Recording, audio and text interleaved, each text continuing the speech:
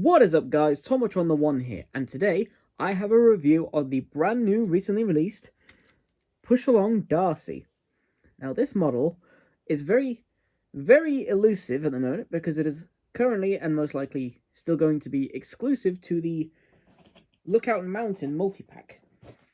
Now, it came with all these other engines. It came with Connor, Nia, Sandy, Diesel, Thomas Percy, and Carly, and a flag and a flatbed, which you can't see in the angle. And I don't care about any of these, because I, like basically everyone else in the fandom, is only going to buy this pack because of Darcy. Now, Darcy is a character that was introduced in Season 23 in 2019, appeared in 2 episodes, and then never appeared again in CGI. Partly because the series ended after the following season, and partly because, well, she didn't have very much character. Now, at the time, the only Darcy merchandise we had was this thing, which, if you know what Darcy looks like in the show, you know that this looks, what's the word? Nothing like how she looked in the series, because, I mean, for one thing, she didn't have this weird blade on the front, she didn't have all this space in the back, she didn't have tracks on the back. This wasn't her face. She just looked nothing like what she was supposed to. And to be fair, she was fairly interesting. I mean, if you pushed her along, her drill thing would spin. And this was part of a play set that these tracks in the back, Thomas would come down, hook onto Darcy, and then he would move, his motor would push Darcy along, and she would push some boulders out of the way. So, as part of a set, it was fine, but in terms of representing the character, it did a pretty terrible job. Now, thankfully, or rather surprisingly, Darcy has debuted in All Engines Go in the Lookout Mountain special. I think it was called The Mystery of Lookout Mountain, or Mystery at, I think it was Mystery of Lookout Mountain. But anyway, for whatever reason, they decided to bring Darcy back.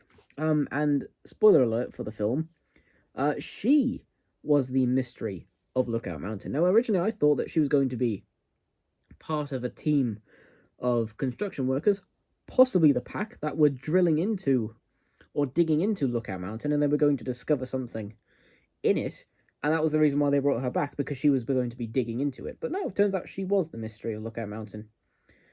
But anyway, enough about the show, because that's not what you're here for. Let's get into Darcy herself. Now, this model well and truly blew me away when I first got it. First of all, the sides. If I just grab the Thomas that came with the pack, you can just see she is enormous. If I put them lengthways, you can just see how much longer she is, how much taller she is. You can definitely see why they made her exclusive to that multi-pack, because there is no way they would have managed to sell her on her own for a decent price, or at least without making new packaging. I mean, she isn't the longest character, so they probably would have just made her like a double size once, but she probably cost so much to make that Mattel just decided, screw it, let's sell her in a multi-pack. And I don't blame them.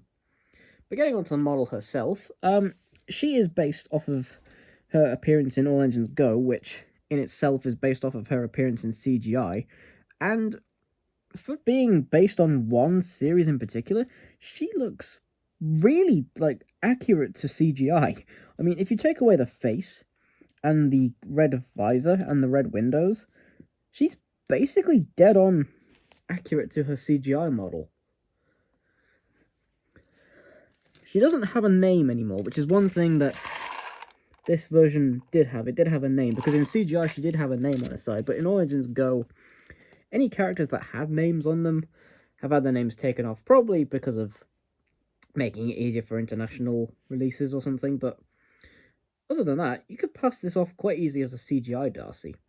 Now, her toy herself is very well detailed. You just see on the bottom, it has her name, Darcy the Driller, which is trademarked apparently. But this toy itself has lots of moving parts. You can see that the drill will go up and down slightly. It won't hold its position, unfortunately, but it does rise up. The drill bit itself can spin, although it is a little bit stiff. I would have loved if there was some sort of pushing feature and it would have made this spin like the other version. And then interestingly, this bottom part here with the saw blades, this also moves up and down. So I think the intention is that if you're playing with this in a sandbox, it won't like get damaged. And that's actually really cool, because I don't know if this part moves in real life, but the fact it moves on this toy, it's just really cool to me. Now, like I said, she has some very nice detailing. I did add a little bit with her back wheel. This part wasn't originally red, but it is red in the show. And these two red dots on her side, also, they weren't painted in, but everything else was there. I mean, the ladder was there, the hazard triangles were there.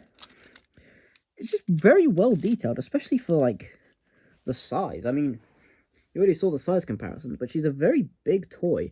Her treads, unfortunately, don't move. She just rolls along on some fake wheels, which I'm fine with. Her back, she has this nice conveyor belt on the back, which I'm guessing, in real life, the machine she's based on, the rocks that go underneath her get crushed up by her saw blades, go inside her, and then come out the back end from this conveyor belt. But it actually has... Oops, sorry. Just move the camera there. It actually does have some rocks detail onto it. They aren't painted. I probably won't paint them. But they do look very nice. It's a very nice little detail there. And they are, you know, embossed. So you run your finger along it, and you will feel it. Her windows. This is probably my only real criticism with this toy. Her windows are red. And in the show, they aren't. They're black. Now, the reason they did that is because of her hazard light up top, and I'm guessing as well her visor. So the windows are red, fully. And it does add a bit more colour, but it's just not accurate to the show. And another thing, speaking of the visor, is that in the show, her visor isn't red. It's brown with, you know, clear lenses. And it doesn't move up and down, unfortunately. I'm fine with it not moving. But it makes it a bit hard to see her face, which is quite a nice face. I'll just focus on. It's quite a nice face. I don't know how well it represents her in the show. I'd have to watch the special again to find out, but it is a pretty good face. So yeah, really just the windows are my only main criticism with this toy. She's very nicely painted. In fact, if I bring the other Darcy back over, in person, but also on camera, you can see just how much brighter the new one is, and it's definitely more accurate to the show. The new one, basically everything about the new one is more accurate to the show than this thing. I think, honestly, taking into account the fact that the All Engines Go push-along line has been pretty spectacular, all things considered, even if you don't like the designs of the engines, and I know for a long time I didn't, the toys have really improved. I mean, funny that, Mattel giving the toy crews a budget, and they actually make good toys. I mean, imagine getting something like this a few years ago. I mean, this was Darcy for a long time. And this thing just blows that out of the water. So I think, with all that said, this is definitely my favourite push-along from All Engines Go that they've ever made. In fact, it's probably my favourite push-along toy ever. It probably rank in my top 10 diecast models from Thomas & Friends. It's that good.